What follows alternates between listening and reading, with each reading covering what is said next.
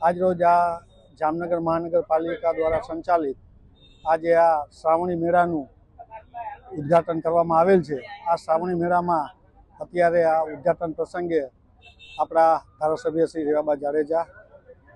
દિવેશભાઈ Akbari, deputy mayor Shri Krishnaben, standing કમિટીના chairman Shri Nileshbhai, શાસક પક્ષના નેતા શ્રી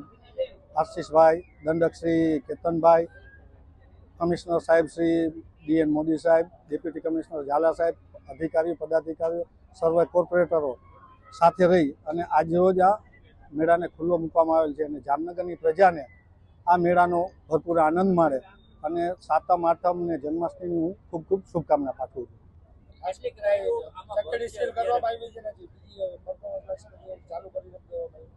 એ એકાદ બે રાઇડ્સ એવી છે કે એનું પરફોર્મન્સ ગેરંટી અને સ્ટેબિલિટીનો પ્રશ્ન છે એ અત્યારે અમે મોતનો જે કૂવો છે એનું બાકી છે, એટલે એ રાઇડ અત્યારે ટેમ્પરરી બંધ કરવામાં આવે છે। જેવું એનું આવી જશે એટલે એ ચાલુ કરી દેવામાં આવશે। અત્યારે બે જ રાઇડો બંધ છે, એક તો રાઇડ આખી ખોલી નાખવામાં આવે છે, બે જ રાઇડ બંધ છે ટોટલ રાઇડ્સમાંથી। હા, એને આવી ગયા જેની રાઇડ ચાલુ છે